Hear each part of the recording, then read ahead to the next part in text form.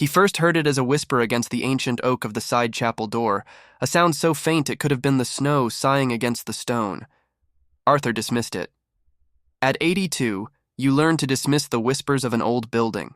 The Church of St. Jude was full of them, the groans of settling timbers, the low hum of the boiler in the belly of the crypt, the way the wind would sometimes catch the bell tower just right, making a sound like a lonely hum. He was the keeper of these sounds, the curator of its silences. For 30 years since Eleanor had passed, this church had been more his home than the small, quiet house he returned to each night.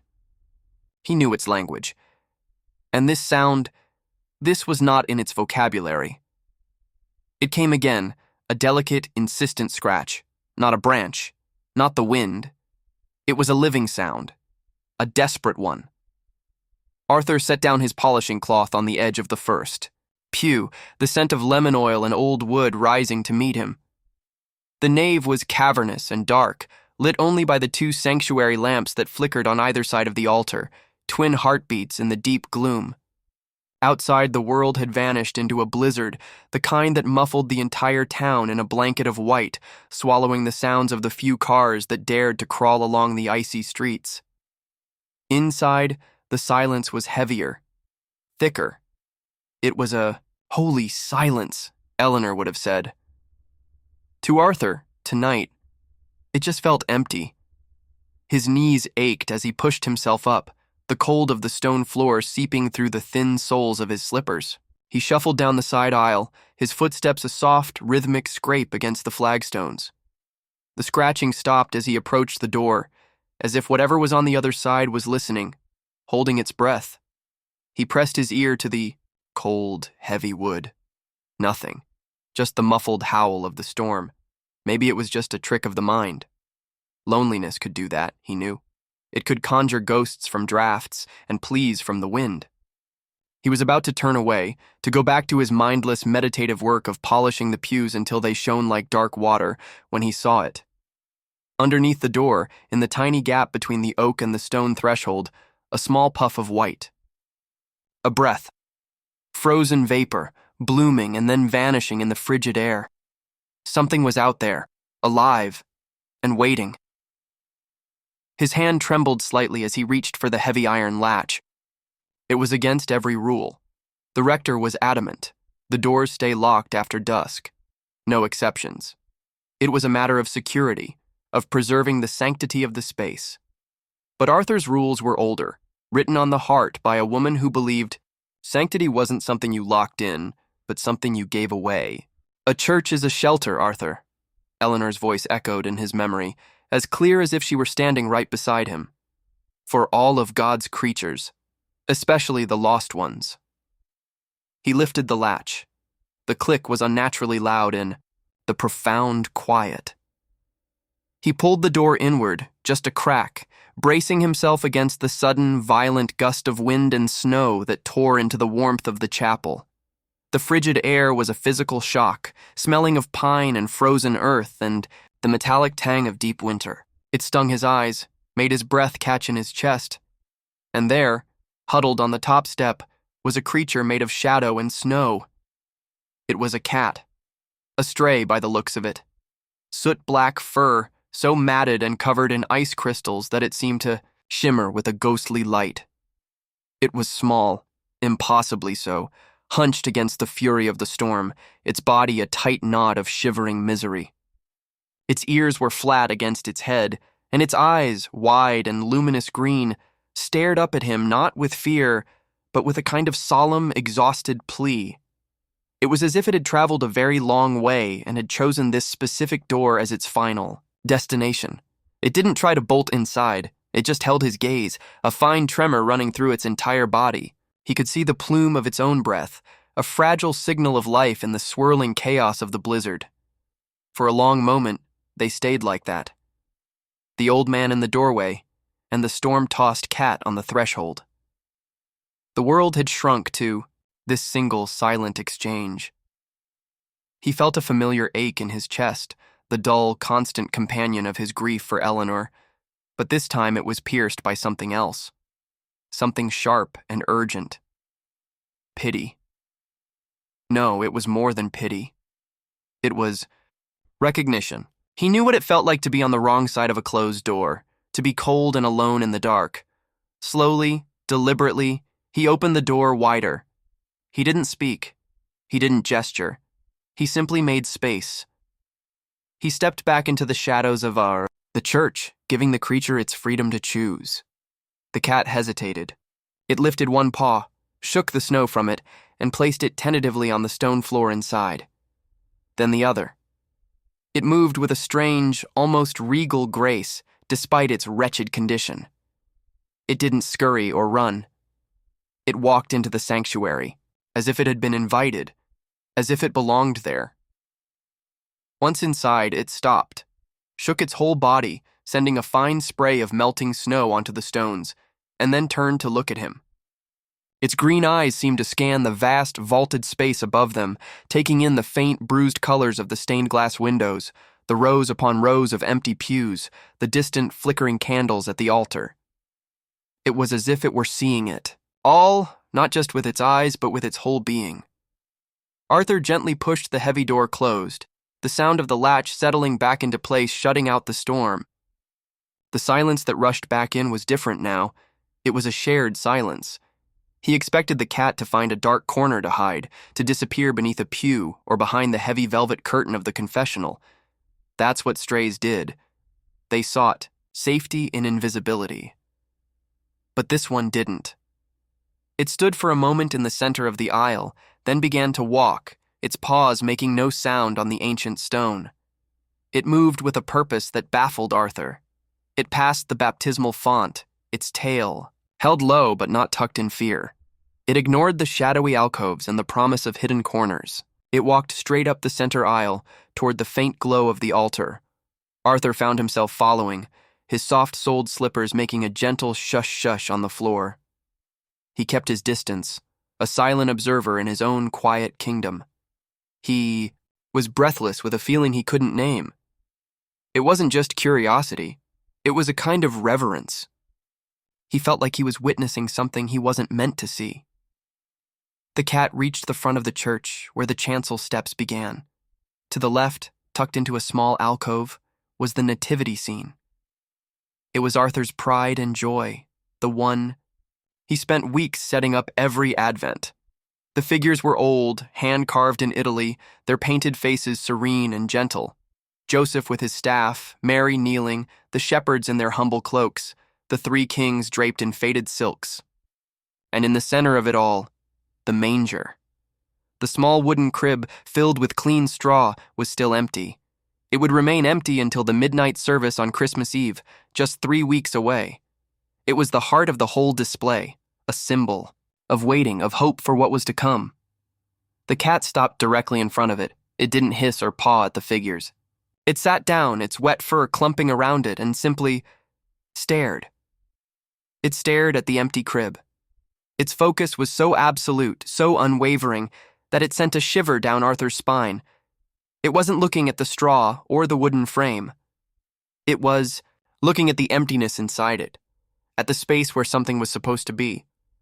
A profound stillness settled over the small animal, a meditative quiet that seemed to absorb the silence of the entire church. It sat there, a small, dark question mark in the holy dark, its gaze fixed on the symbol of a promise yet to be fulfilled.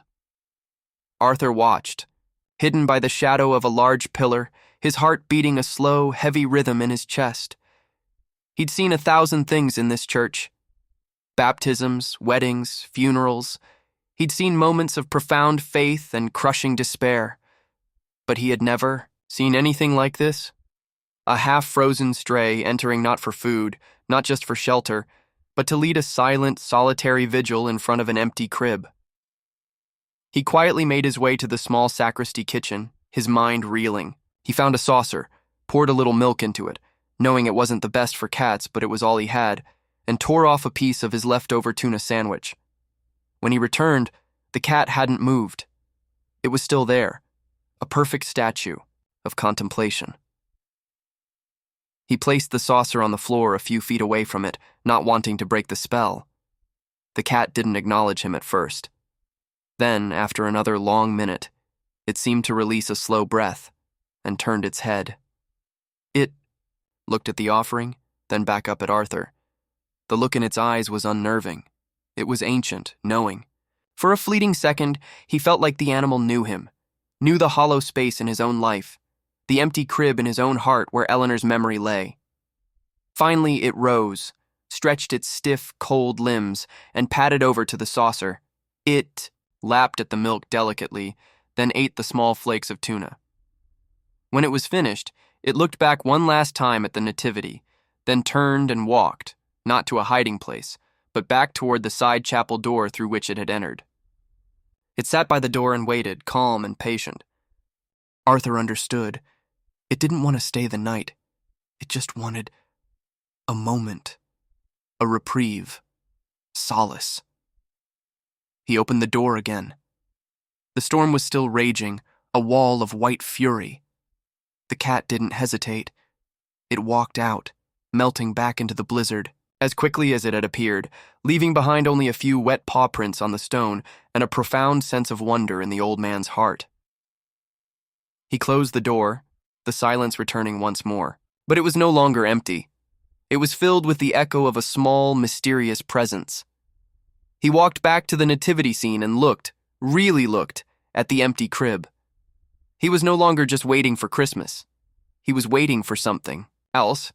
He knew, with a certainty that settled deep in his bones, that the cat would be back. This was not an ending. This was not a chance encounter. A quiet, unspoken contract had been made. Something had begun.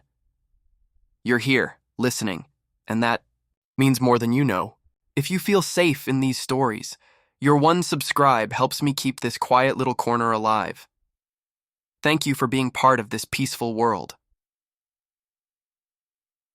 The first night after the blizzard, the silence in the church felt different. It was expectant. Arthur found himself watching the side chapel door, his polishing cloth still in his hand, his movements slow and distracted. Every gust of wind sounded like a scratch, every creak of the old building a hopeful lie.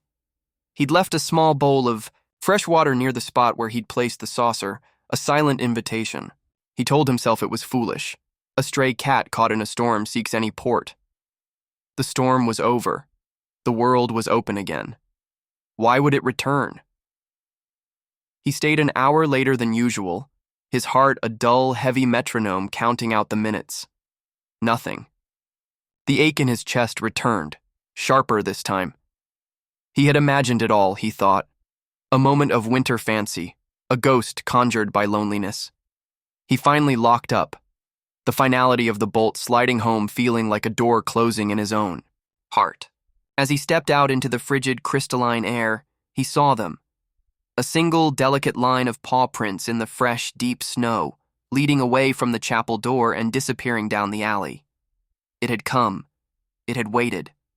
And he had missed it. The next night, he didn't polish the pews. He sat in the front row, a silent parishioner in an empty church, and he waited. The moon was a high, cold sliver, casting long, skeletal shadows through the stained glass windows. The world outside was still, frozen. And just as the clock in the bell tower began its slow, sonorous chime for 9 o'clock, he heard it. The right soft, deliberate scratch. His breath caught. He moved slowly, deliberately, not wanting to spook the visitor. When he opened the door, the cat was there, sitting perfectly poised as if it had an appointment. It was no longer muffled in snow. Its black coat was dry, though still matted and thin. He could see the sharp angles of its bones beneath the fur, the faint, healed nick in its left ear. It looked at him with those same impossibly green, solemn eyes, and then, without hesitation, it walked inside. And so, the ritual began. Every night, at 9:00 tide, the cat would appear at the door. Arthur would let it in, the brief exchange of cold night air for the church's quiet warmth becoming a familiar greeting. He had bought a small bag of proper cat food, and he would pour a little into a clean bowl he kept on the kitchen sacristy. The cat, which in his mind he had started calling Jude, after the saint of lost causes, for what else were they, the two of them, would walk its now familiar path, straight up the center aisle, past the pews and the pulpit, directly to the nativity scene. And there, it would sit. Arthur would watch from his usual pew, mesmerized. The cat's devotion was unnerving.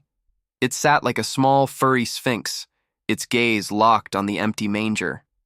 Some nights it would sit for 10 minutes, other nights for nearly half an hour. It never made a sound.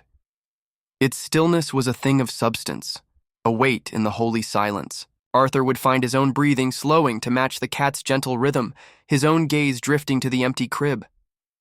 He'd spent a lifetime in this church, seen generations of people pray for miracles, for solace, for forgiveness.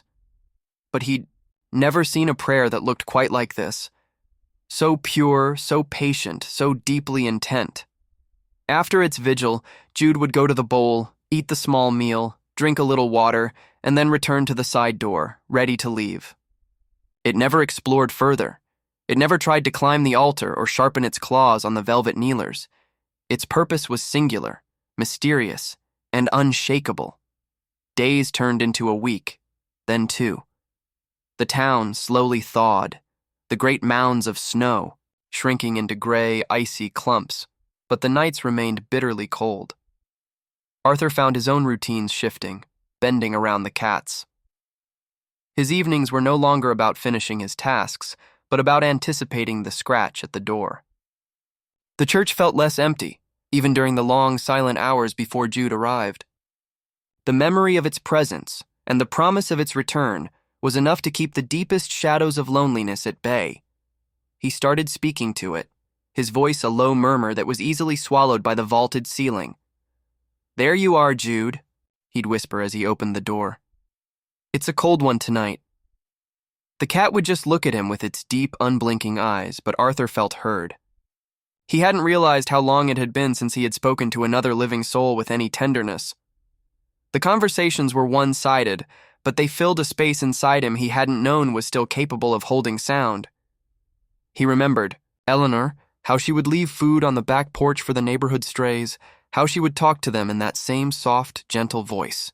"They all have their stories, Arthur," she would say, watching a scrawny tabby eat. "We just don't have the ears to hear them." Perhaps he was starting to learn. He started noticing the little things, the way Jude's ear would twitch at the distant groan of the pipe organ, the way it would meticulously clean its face after eating, a small act of dignity in its otherwise hard life. One evening, as it sat before the nativity, Arthur, watching from his pew, saw the cat's shoulders relax and heard a new sound, a sound so faint he almost missed it. A low, rumbling purr. It wasn't a happy, contented sound. It was deeper, more resonant. A thrum of deep, meditative peace. The sound vibrated in the still air, and Arthur felt it in his own chest, a sympathetic hum that eased something tight and knotted within him. He learned its language of distance. Jude had drawn an invisible circle around itself, a boundary of about 6 feet. If Arthur stepped within it, the purr would cease, the cat's body would tense, so he respected it. He was the silent guardian of the space, the keeper of the threshold, and that was enough. One night he read in an old magazine at the barber shop about how cats communicate trust, about the slow blink, a sign of non-aggression, of affection. That evening, as Jude sat its vigil, Arthur, from his pew, looked at the small, dark silhouette and slowly closed his eyes, and then opened them again. He felt ridiculous, a foolish old man trying to speak a language he didn't know. The cat didn't react at first. It just continued its steady gaze at the empty crib. But then, almost imperceptibly, it turned its head just enough to look at him, and in the dim, flickering light of the sanctuary lamps, Arthur saw it. Jude's luminous green eyes softened at the edges. They closed slowly into thin, curved lines, held for a single breathtaking second, and then slowly opened again. A lump formed in Arthur's throat. A warmth spread through his limbs that had nothing to do with the church's heating system. It was a message sent across the silent space between them. "I see you. I trust you. We are safe here. Together." He had spent decades listening to sermons about faith, about communication with the divine. But this single, silent gesture felt more real, more sacred than any of them. It was a tiny miracle of trust, a bridge built between two lonely souls. "Do you think they know when we need them?" Most? Do you think they have some sense, some way of seeing the fractures in our hearts that we try so hard to hide from the world? He didn't have an answer, but as he sat there, returning the cat's slow blink, he felt that the question itself was a kind of prayer. The breakthrough, when it came, was not born of joy, but of a deep, resurgent sorrow. It was the anniversary of the day he and Eleanor had met, a day he usually spent in quiet, solitary grief. The memories were sharper on these days, the silence in his little house more profound. That evening, he felt the full weight of his 82 years, the crushing burden of 3 decades spent without her. He performed his duties at the church by rote, his heart a hollow, echoing chamber. When he let Jude in, he didn't speak. He couldn't. The words were trapped behind a wall of unshed tears. He walked up the aisle not to his usual pew, but to the low steps of the chancel, just a few feet from the nativity. He sank down onto the cold stone, his back against a pillar, and buried his face in his old, trembling hands. He didn't mean to intrude on the cat's space, on its ritual. He just couldn't hold himself upright any longer. The grief was a physical force, bending his spine, stealing the air from his lungs. Jude, as always, sat before the empty crib. Arthur could hear the low, familiar purr begin, a steady rhythm in the overwhelming silence of his own sorrow. He stayed there, a crumpled old man weeping silently in the dark, the tears tracing hot paths through the wrinkles on his cheeks.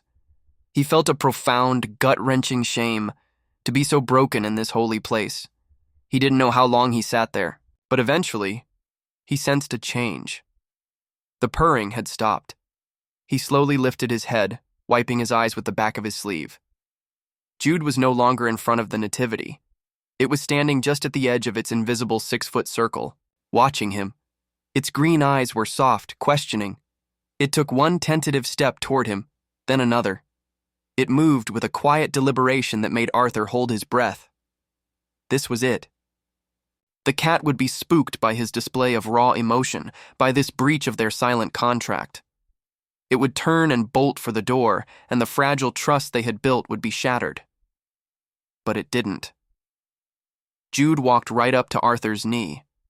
It stopped, looked up at his face, and let out a tiny, questioning meow. It was the first sound Arthur had ever heard it make, other than its purr, a small, delicate chirp that cut through the heavy gloom. And then, the cat did something that made Arthur's heart stop. It leaned forward, and for a fleeting, incredible moment, it pressed the side of its head against his worn corduroy trousers. A brief, firm, deliberate touch. A transfer of warmth. A gesture of such profound and unexpected comfort that a fresh wave of tears spilled from Arthur's eyes. These tears were different. They were not tears of grief, but of release. The cat then stepped back, as if not wanting to presume, and sat down near his feet. It didn't touch him again, but it didn't leave. It simply sat there, a small, steadfast presence in the vast, lonely dark. It broke its own rule. It crossed its own boundary, not for food, not for shelter, but it seemed for him. It stayed with him, sharing his sorrow, guarding his vulnerability, until his quiet sobs subsided into the deep, shuddering breaths of exhaustion. The bond, once a fragile thread woven through silence and distance, had just been recast in something stronger, something unbreakable. The weeks leading up to Christmas unfolded in a new rhythm, a quiet cadence set by the nightly arrival of the little black cat. The bond, forged in a moment of shared vulnerability, now settled into a comfortable, steady warmth. The invisible circle of trust had all but vanished. Now, when Jude sat its vigil before the empty crib, Arthur would often sit on the nearby chancel steps, the two of them holding the sacred space together. The cat's purr was a constant, a low, resonant hum that seemed to calm the very stones of the church. Sometimes after its meal, Jude would even linger, sitting near Arthur's feet as he did his work, its presence a small, dark anchor in the vastness of the nave. Arthur felt a lightness in his step he hadn't felt in years. The grief for Eleanor was still there, a foundational stone of his heart, but it was no longer a crushing weight. It was as if this small creature had come and curled up beside it, sharing the burden, lending its quiet, steady warmth to the coldness of the loss. The church no longer felt like a monument to his loneliness. It felt like a sanctuary they shared. Then, one night, the pattern changed. It was subtle at first, a detail so small he almost missed it. Jude had finished its vigil, the low purr subsiding as it rose to its feet. But before heading for its food bowl, it paused. It lowered its head and delicately placed something on the cold stone floor, directly in front of the nativity scene. Then it turned and went about its business as usual. After the cat had vanished back into the sharp, clear night, Arthur went to investigate. There, gleaming faintly in the candlelight, lay a single, perfect pigeon feather, its edges tipped in. Iridescent gray. He picked it up, the feather almost weightless in his calloused palm. He assumed it had simply been stuck to Jude's fur, a random bit of debris from the outside world. He smiled, tucked it into his pocket as a small memento of his mysterious friend, and thought nothing more of it. But the next night, it happened. Again. This time it was a dried oak leaf, brown and curled at the edges, yet somehow perfectly intact, without a single tear. It was placed in the exact same spot as the feather. A small, deliberate offering. The night after that, a scrap of faded blue yarn, so soft it felt like it had been washed 100 times. A collection began to grow in a small, cedar-lined box in the sacristy that had once held spare vestment buttons. The feather, the leaf, the yarn. They were joined by a shard of robin's egg blue, a smooth gray riverstone, and a single, fluffy seed head from a withered milkweed pod. They were the humble treasures of the forgotten corners of the world, the kinds of things a child might collect on a walk through the woods. They were worthless, and yet Arthur found himself treating them like relics. He began to understand. These weren't accidents. They were gifts. Jude wasn't just coming for shelter or for the vigil. It was bringing something to the vigil. Have you ever been given a gift so simple it was profound? Something that wasn't about its value, but about the heart that offered it? Arthur would hold the small, smooth stone in his hand and feel the immense weight of the gesture behind it. This small, starved creature, who had nothing in the world, was finding things to give away. He watched the cat more closely, his sense of wonder deepening into a quiet awe. The offerings were always placed with the same gentle precision, laid before the empty crib. A new thought began to form in his mind, a wild, improbable idea that made his heart ache. He looked at the items, the soft feather, the warm yarn, a tuft of what looked like insulation, fluffy and white. They were all things of comfort, of softness. The cat wasn't just leaving offerings, it was nesting. It was looking at the cold, empty wooden manger, at the bare straw, and was trying, in its own small, unknowable way, to make it ready, to furnish it, to make it soft. The realization left him breathless. He felt like he was being allowed to witness a secret, sacred rite, a prayer made tangible. This creature understood the waiting, it understood the emptiness, and it was moved to act, to bring its own small comforts to the profound hope of the space. Just as he was settling into the gentle rhythm of this new mystery, the pattern shifted again, this time in a way that planted a seed of cold fear in his heart. One night, Jude didn't come. 9 o'clock chimed, the bells echoing out over the frosty rooftops, and the side chapel door remained silent. Arthur waited. 10 o'clock.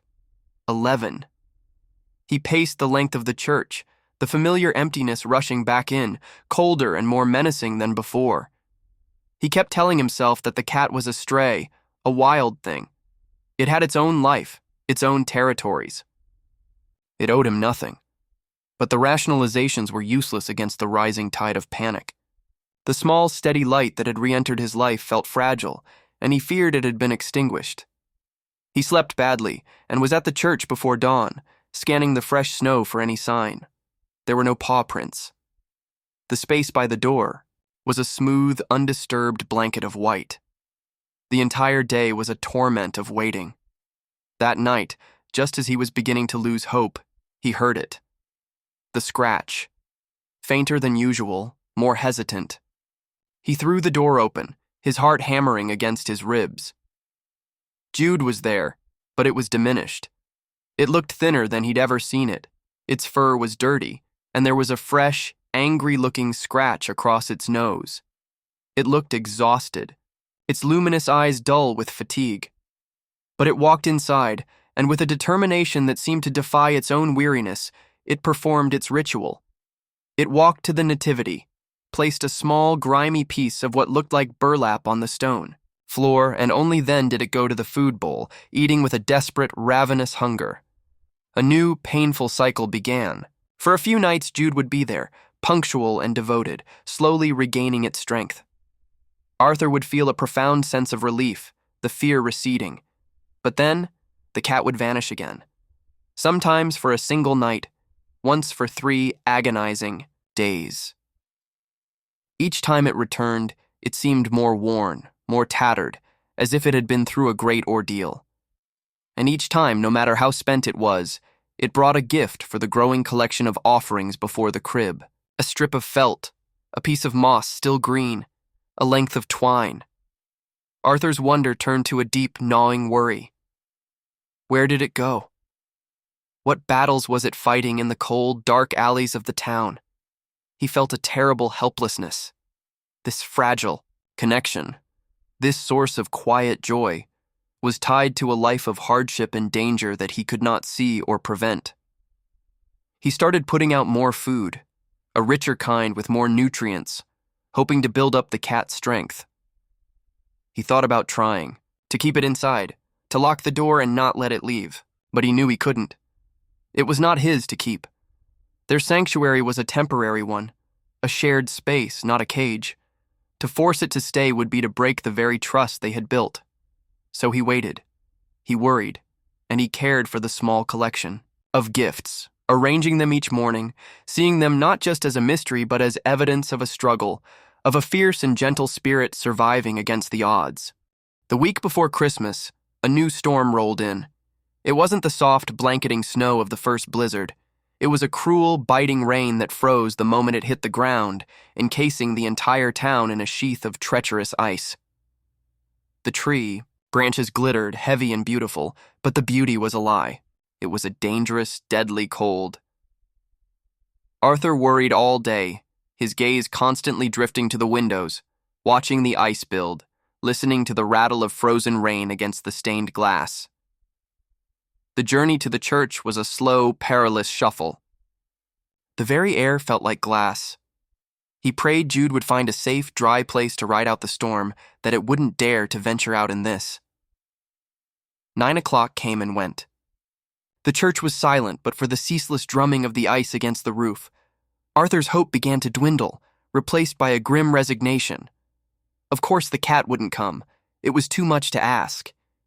Then, close to 10, he heard it.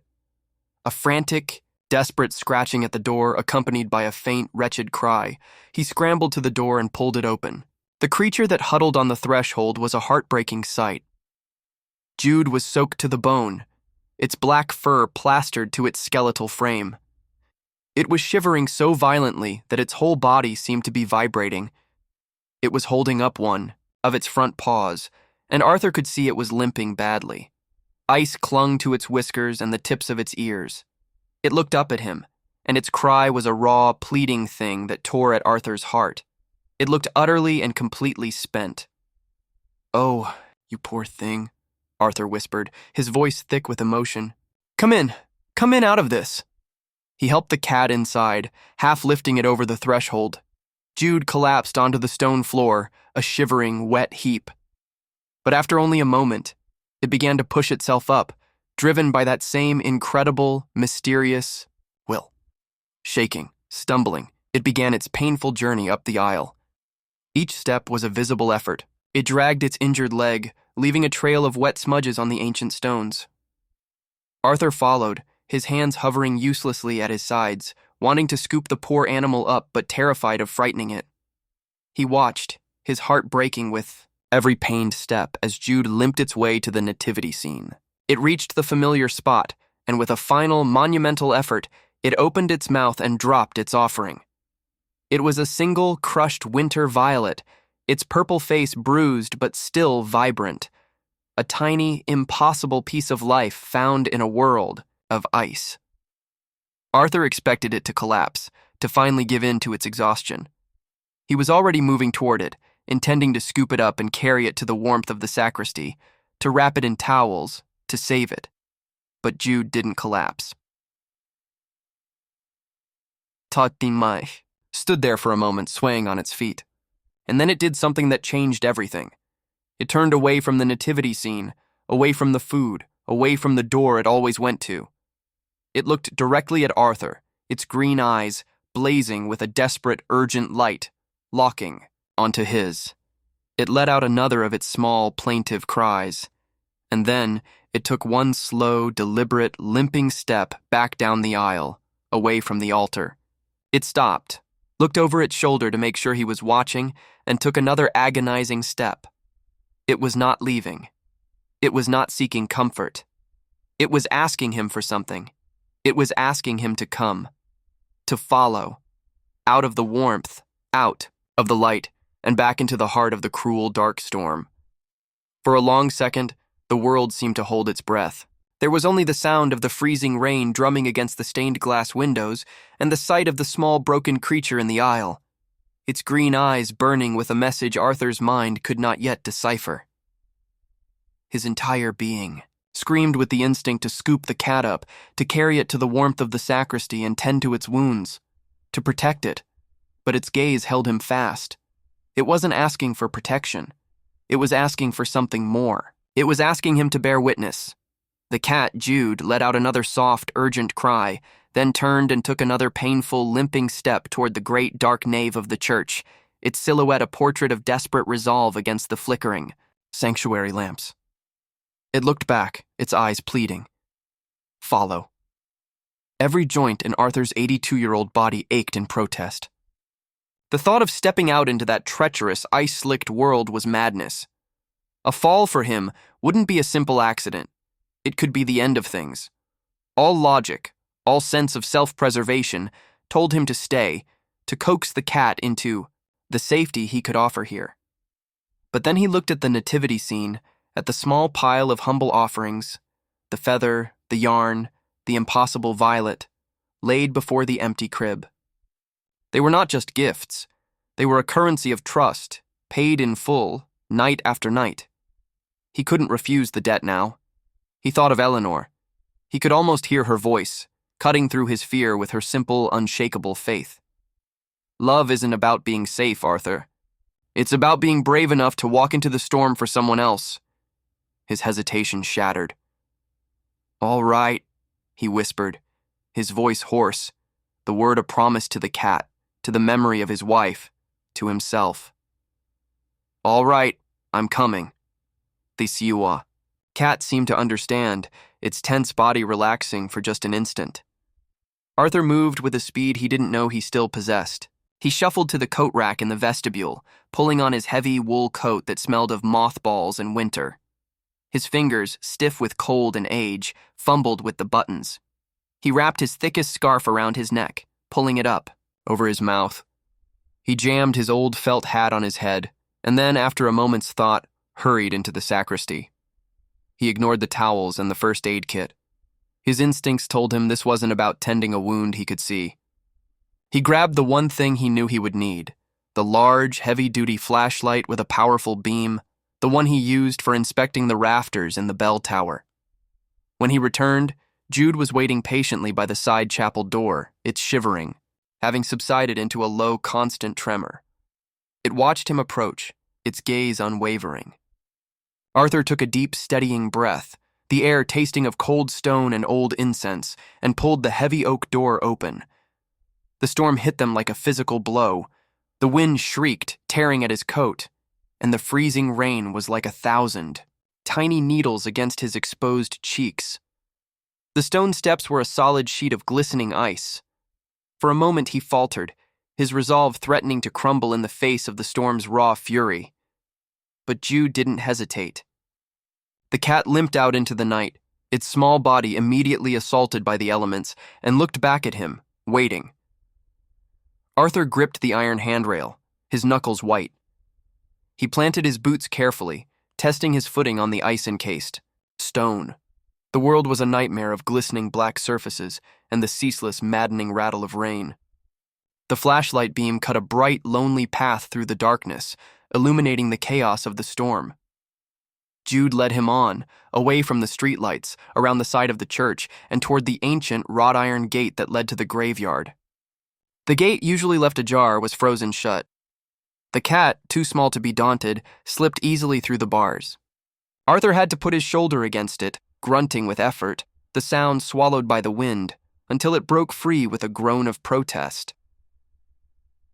They were in the graveyard now.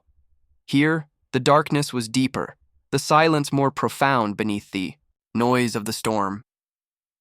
The old headstones, many of them leaning with age, were draped in shimmering coats of ice, looking like ghostly sentinels.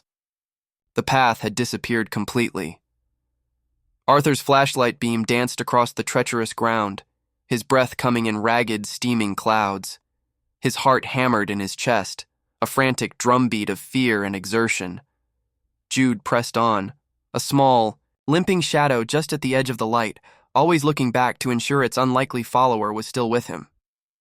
"Do you think animals know when we're at our lowest?" The question surfaced in his mind, unbidden. Jude had come to him, had broken through its fear on the night his own grief had brought him to his knees. And now he, in turn, was walking through his own deep fear, into a dangerous and frozen world, for it. Perhaps that was the only answer that mattered. They simply show up for each other. The cat led him to the far back corner of the graveyard, to a place long neglected, where the crumbling stone wall met a thicket of overgrown yew trees. And there, tucked against the wall, almost completely, swallowed by the shadows, was a small, dilapidated structure. It was the old groundskeeper's shed, abandoned for half a century. The paint was peeling in long, leprous strips, the roof sagged in the middle, and one of the windows was a jagged, dark hole. Jude stopped before it. It looked up at Arthur, then scrambled toward a rotten plank at the base of the shed's door, disappearing through a small gap. Arthur was alone again in the raging storm. He aimed his flashlight at the shed door. The wood was swollen and splintered. A heavy, rusted padlock hung uselessly from a broken hasp. He grabbed the handle and pulled. It wouldn't budge, frozen, solid. He pulled again, harder, putting all his weight into it, his boots slipping on the icy ground. With a final, desperate heave, the ice shattered, and the door ripped open with a tortured shriek of rusted hinges. He stood in the doorway, panting, the flashlight beam cutting a swathe through the absolute blackness within. The air inside was thick with the smell of damp earth, mildew, and decay. He swept the light across the interior. It was a tomb of forgotten things, stacks of cracked clay pots, a wheelbarrow with a rusted-out basin, spiders' webs thick as cotton, hanging from the rafters, glittering with moisture. Old, stiff bags of fertilizer that had long ago turned to stone. And then he heard it. A sound so faint it was almost imperceptible beneath the drumming of the rain on the roof. A high-pitched mewing sound, a weak, helpless peeping. His hand holding the flashlight began to tremble. He took a hesitant step inside, the door groaning shut behind him. He followed the sound, moving the beam of light slowly, carefully, across the dirt floor. He swept it past a pile of rotting burlap sacks, behind a collection of rusty trowels and shears, and into the far corner, and the light found them. His breath hitched in his throat. A silent, explosive gasp that he couldn't seem to release. There, in a makeshift nest hollowed out in a pile of rotting leaves and dirt, was the source of the sound. Huddled together in a tiny, writhing pile of life were 4 impossibly small kittens. Their fur was sparse, their eyes were sealed shut, their tiny bodies trembling uncontrollably. They were the smallest, most vulnerable things he had ever seen, and curled around them, shielding them from the damp floor with her own spent body, was Jude. She lifted her head, her green eyes luminous in the flashlight's glare. She was no longer just a stray cat. She was a mother, the world tilted on its axis. Suddenly, everything clicked into place with the force of a physical blow. The exhaustion. The disappearances, not for territory but to hunt, to find enough food to keep producing milk. The weight loss, her own body sacrificed to nourish theirs. the frantic desperation of the last few weeks, and the gifts. Oh God, the gifts. The soft feather, the warm yarn, the tuft of insulation. They weren't for the nativity. They were her desperate, instinctual attempts to build a proper nest for her babies. She hadn't just been bringing offerings to an empty crib. She had been showing him what she needed, the only way she knew how. He finally understood the vigil. He had seen it as a strange, spiritual mystery, a cat praying in a church. But it was simpler and 1,000,000 times more profound than that. It was a mother in the most humble and desperate of circumstances, sitting before a symbol of a miraculous birth in a lowly shelter, and praying for a safe place for her own children, praying for a miracle. A wave of emotion so powerful it buckled his knees washed over him. He sank down onto the damp, cold earth, the flashlight falling from his limp hand to cast a wild, dancing light against the wall. The air was thick, and he couldn't seem to draw a full breath. Silent tears began to stream down his face, hot against his frozen skin. It wasn't sorrow he felt. It was awe.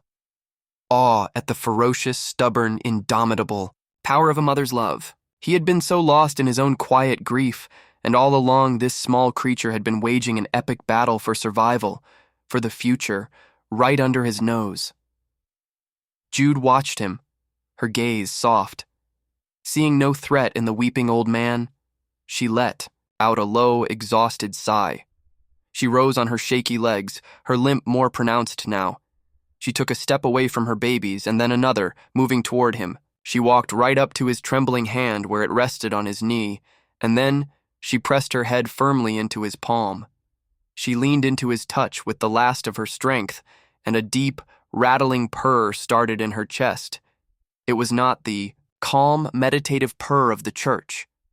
This was a purr of profound, bone-deep relief, of surrender, of gratitude.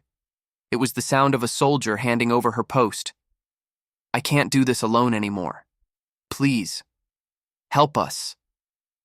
Arthur slowly, reverently curled, his fingers stroking her wet, matted fur. He looked from the exhausted mother to the tiny, helpless kittens shivering in their makeshift nest, and then his mind's eye saw the church, the empty crib, the flickering candles.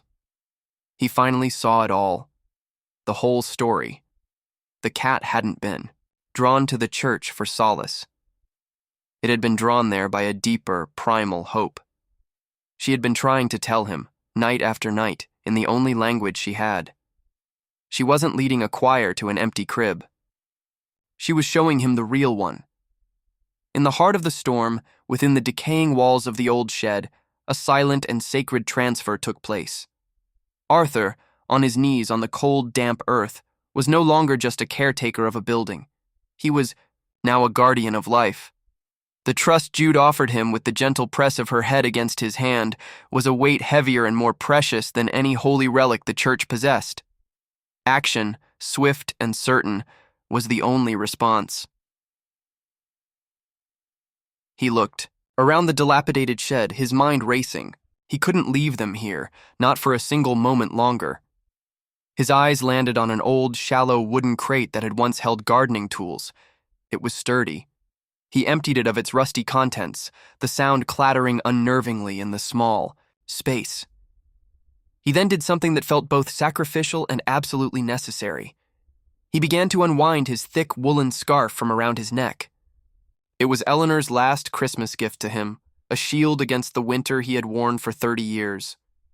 He carefully laid it in the bottom of the crate, the soft, familiar wool a stark contrast to the grime. It would be their first bed. Gently, his large, trembling hands surprisingly deft, he reached for the kittens. He lifted them one by one, each a tiny, weightless bundle of fierce, shivering life, and placed them in the center of the scarf. Jude watched his every move, her green, eyes wide in the gloom, but she made no move to stop him. She seemed to understand. When all four were nestled together, a squirming, mewing pile, she limped over and nudged the crate with her head, a clear signal of approval. With a soft grunt, Arthur carefully lifted the mother herself and settled her in the crate beside her. Babies. She immediately curled around them, a protective crescent, and began to purr, a deep, rumbling sound of relief that vibrated through the wood. The journey back to the church was a slow, holy procession. Arthur held the crate against his chest, shielding it from the storm with his own body, his coat a canopy against the freezing rain. He moved with the painstaking care of a man carrying a priceless treasure. The wind howled, the ice sought to trip his every step, but he was no longer just a frail old man. He was a vessel of purpose. He was bringing a family home. Inside the church, the warmth and silence felt like a blessing. He didn't take them to the cold nave, but to the small, warm sacristy kitchen, a room that smelled of brewing tea and floor wax. He cleared a space on the floor near the gentle warmth of the old radiator and carefully set the crate down. He filled a saucer with fresh water and opened a can of the good, rich cat food he'd been buying, the smell filling the small room. For the first time since he'd found her, Jude ate without desperation. She ate with the steady calm of an animal that knows its young are finally safe.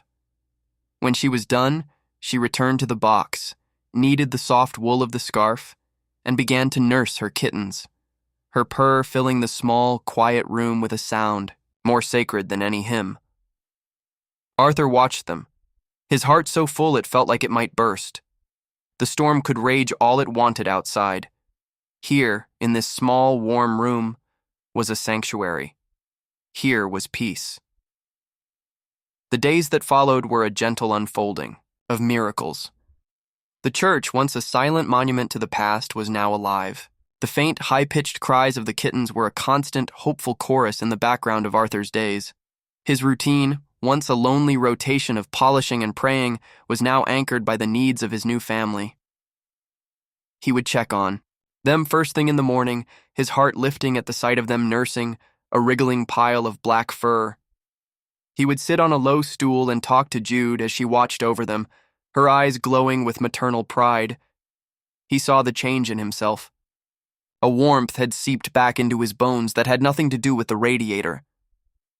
He found himself humming as he polished the pews, the melodies of old carols returning to him unbidden.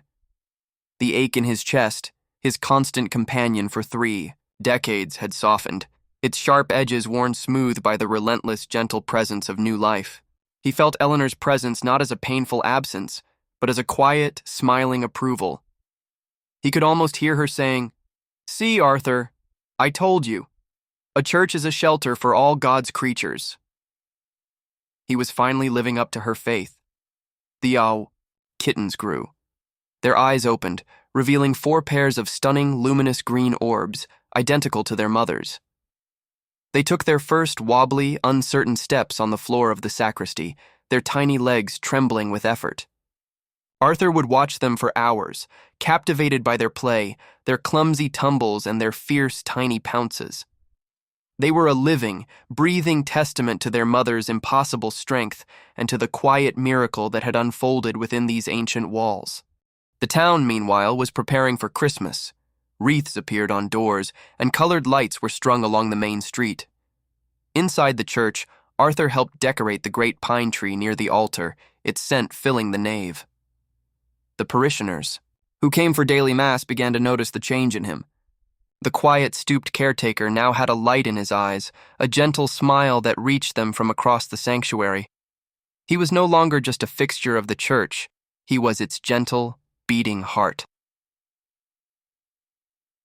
The night of Christmas Eve arrived, clear and cold, the storm a distant memory. The sky was a sweep of deep indigo, studded with stars so bright they seemed to hum. The church was filled to capacity for the midnight service. Families filled the pews, their faces glowing in the candlelight. The air was thick with the scent of pine and melting wax, and the palpable thrum of hope that always came with this night. The choir, assembled in the loft, began to sing, "O Holy Night," their voices soaring up to the vaulted ceiling. Arthur stood in the back, near the side chapel door, his heart full. In the sacristy, the kittens, now strong and playful, were asleep in their box, with their mother watching over them. The nativity scene stood at the front of the church, the small pile of Jude's simple, profound offerings still laid carefully before it. All that was left was the final ritual. The rector, at the height of the service, would carry the porcelain figure of the Christ child up the aisle and place it in the waiting manger. The moment came.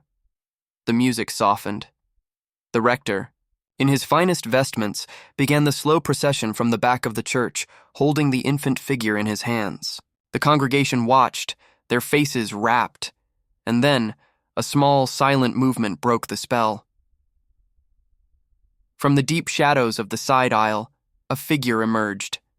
It was Jude. She walked with a quiet, regal grace, no longer limping, her black coat now clean and glossy. The entire church seemed to hold its collective breath. They had all heard whispers of the caretaker's cat, but none had seen her like this. She moved not like a stray, but like she owned the very ground she walked on.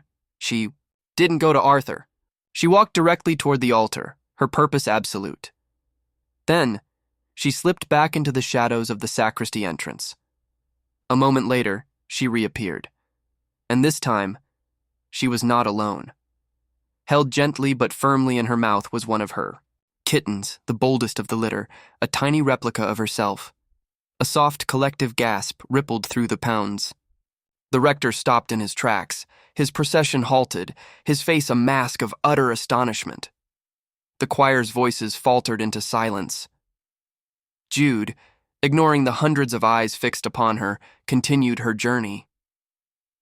She walked up the chancel steps, her kitten purring, a tiny motor vibrating against the profound silence. She reached the nativity scene. She bypassed the figures of Mary and Joseph, the shepherds and the kings. She walked directly to the empty crib, the symbolic heart of this holy night, and there, as the entire town watched in stunned, breathless silence, she gently, reverently, placed her own living, breathing, purring kitten onto the bed of clean straw. She took one step back, sat down, and looked out at the sea of faces, her gaze serene, her message utterly clear. You wait for a miracle. You sing of a Savior born in a humble shelter. I am showing you one. Life is the miracle. Love is the Savior. It is born not of porcelain and gold, but of flesh and blood and fierce, devoted love in the darkest corners, in the coldest storms. For a long, suspended moment, no one moved. No one breathed. Tears were streaming down faces in the pews. The rector stood frozen, the porcelain doll in his hand suddenly looking like what it was, a cold, empty symbol. Arthur, leaning against the back wall, was weeping openly, the tears not of sorrow but of a joy so profound it was painful. He saw it all, the whole beautiful, perfect story. The cat hadn't just sought shelter in a church. She had become the sermon. Finally, Jude rose, gently retrieved her kitten from the manger, and padded silently back into the shadows, her work done. The service eventually continued, but nothing was the same. The carols sounded different. The prayers felt deeper. Everyone in the church that night knew they had witnessed not a ritual, but a true revelation. Later, after the last of the parishioners had gone home, their hearts filled with a wonder they could not explain, Arthur sat on the chancel steps. Jude came and curled up beside him, pressing her head into his side. Her kittens, now freed from the sacristy, explored the vast, empty church under her watchful eye. He looked at the nativity, now complete with its porcelain figure, but he knew the truth. The real manger had been a cardboard box lined with an old man's scarf. The true gift had not been gold or myrrh, but a crushed violet offered by a desperate mother in a storm. He had started the winter as a lonely old man, a keeper of an empty, silent building. He was ending it as the patriarch of a strange and beautiful family, the keeper of a story that would warm him for the rest of his days. He had thought he was saving a lost cause. But in the end, the small black cat, muffled in snow, had entered. His church not to be rescued, but to rescue him. She had led him not to an empty crib, but to the full, messy, miraculous, and thrumming heart of life itself. You stayed till the end. Thank you. If it felt like a soft hug or a warm purr in your heart, subscribing lets me bring you more moments like this.